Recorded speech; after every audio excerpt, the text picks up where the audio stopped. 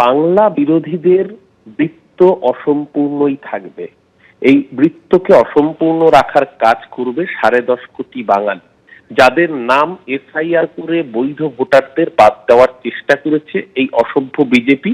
তাদের বৃত্ত পূর্ণ করতে দেবে না এই বাংলার মানুষ। কিন্তু শুভেন্দু অধিকারী বুঝতে পেরেছে যে বিজেপিতেও কোণঠাসা, তার জন্য এক একটা কথা তাকে বলতে হচ্ছে। কখনো বলতে হচ্ছে যে আমি প্রার্থী হতে চাই না। কেন? নন্দীগ্রামে দাঁড়াতে ভয় পাচ্ছেন? নন্দীগ্রামে পঞ্চায়েত তৃণমূল জিতেছে, জেলা পরিষদ, আশঙ্কার মেঘ দেখছেন, পালাবেন না। ভবানীপুর নিয়ে বড় বড় ডায়লগ দিয়েছিলেন না, নন্দীগ্রাম ছেড়ে পালাবেন না। যদি হিম্মত থেকে থাকে নন্দীগ্রামে দাঁড়ান, আপনাকে নন্দীগ্রামই হারাবে তৃণমূল কংগ্রেস। এক।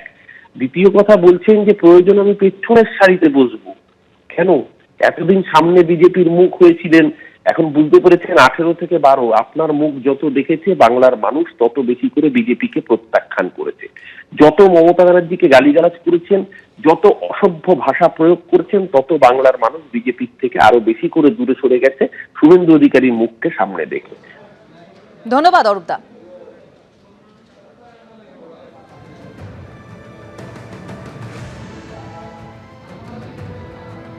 পশ্চিমবঙ্গ না জিতলে বিজেপির বৃত্ত সম্পন্ন হবে না, সময়ের ডাক মমতা যাক, হুঙ্কার দিয়েছেন শুভেন্দু অধিকারী। 2011-তে লক্ষ্য ছিল সিপিএম যাক, লক্ষ্য পূরণ হয়েছে। দল যদি বলে ভোটে লড়তে হবে না, আমি শুধু প্রচারেই রাজি। বিজেপি যত রাজ্যে জিতুক না কেন, পশ্চিমবঙ্গে জিততে হবে। শ্যামাপ্রসাদ মুখোপাধ্যায়ের তৈরি পশ্চিমবঙ্গ না জিতলে বৃত্ত সম্পন্ন হবে না, মন্তব্য শুভেন্দু অধিকারীর। 11 সালের আগে আমার লক্ষ্য ছিল সিপিএম যাক, আমি সেই লক্ষ্য পূরণ করতে পেরেছি নন্দীগ্রামের সেই শহীদ পরিবারকে নিয়ে। আজকের আমার কমিটমেন্ট, পার্টি যদি বলে যে তুমি লড়বে না, শুধু প্রচার করো, সেটা করতেও আমি রাজি আছি। সময়ের ডাক মমতা যাক। আর বিজেপি 20-25 যত রাজ্যে জিতুক না কেন, বাঙালির তৈরি করা ডক্টর শ্যামাপ্রসাদ মুখার্জির বাংলা যদি না যেতে, বিজেপির যে বৃত্ত সম্পূর্ণ হতে পারে না। শুভেন্দু অধিকারী তিনি বলছেন একদম যে পশ্চিমবঙ্গে না জিতলে বিজেপির বৃত্ত সম্পন্ন হবে না, সময়ের ডাক মমতা যাক, হুঙ্কার দিয়েছেন শুভেন্দু অধিকারী। সরাসরি নজর রাখবো শুভেন্দু অধিকারী সাংবাদিক বৈঠকে কি বলছেন। সেটা তদন্ত সাপেক্ষ। তারা প্রত্যেকেই তৃণমূল কংগ্রেসের পরিচিত মুখ এবং গুন্ডা। এই মৃত মাধব সরকার ভারতীয় জনতা পার্টির একজন সদস্য বটে।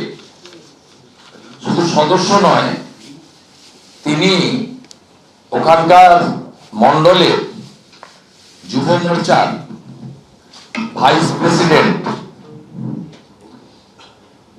প্রেসিডেন্ট এই মাধব সরকার। এবং